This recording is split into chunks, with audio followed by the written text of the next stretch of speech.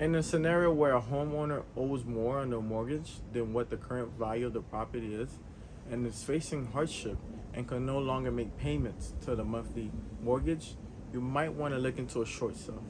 And you're probably asking, what is a short sale and what even is the process of a short sale? That's exactly why you're here. So today we're going to be talking about the process of a short sale. Let's get right into it. My name is Omi Jean Lewis. I'm a foreclosure real estate agent down here in Miami, and today we're talking about the process of a short sale. May sound complicated, but it's very, very simple. Let's get right into it.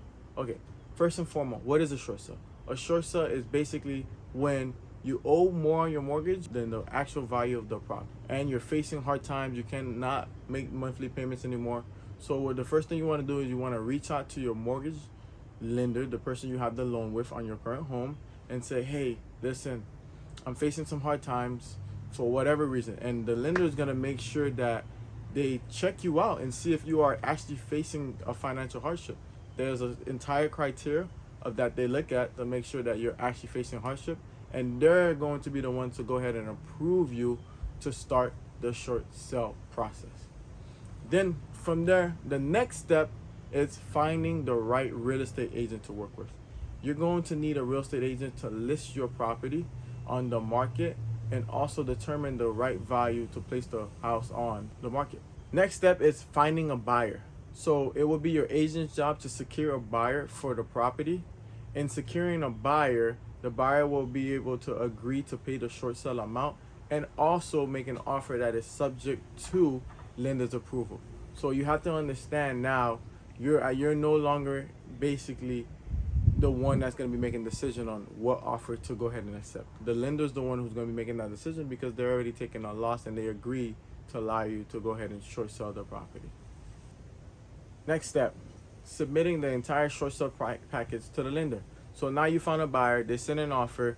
You're going to take that offer along with the short sale package and the documents that the lender asks you, and you're going to send all of that over to the lender so that way they can go review the package and see if they're going to go ahead and accept it or not. Here comes the fun part, negotiating with your lender. So now you're going to go ahead and take that offer along with all the documents and the short sale package that your lender asks you, and you're going to send it off for the lender to go ahead and review and negotiate. So the lender might come back to you and may not agree with the price that the buyer offered. And also they may want to negotiate upon any liens or any forgiveness of other debts that may occur throughout the process. So you are going to have to review that along with your agent and the lender. Moving on. Now, obtaining the approval. So after negotiating with the lender, they came up with the price that they like and everything. They're going to go ahead and issue you a short sale approval, meaning that they're okay with the price, they're okay with the terms, and they agree to go ahead and sell the property to the buyer for the terms that were agreed upon. So it's very important for you to know that once you get that short sale approval, you actually have to close on that date. What happens if you do not close past that short sale approval date? You will have to start the process all over again. So talk to your agent, make sure you are on the same page and following those deadlines so that way you won't miss your short sale approval closing date. Now lastly, time to close the sale. The buyer agrees to pay the amount that the lender wanted.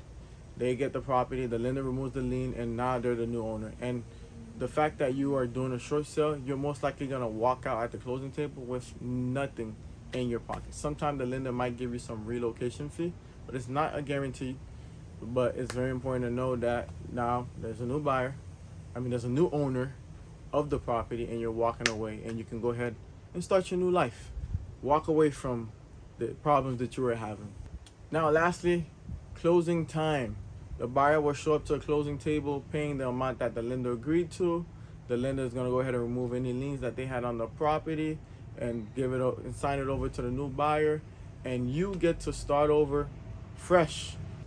Super important to keep in mind, sometimes in a short sale, if the remainder balance, the short portion of it, the lender may require you to go ahead and pay taxes on that amount.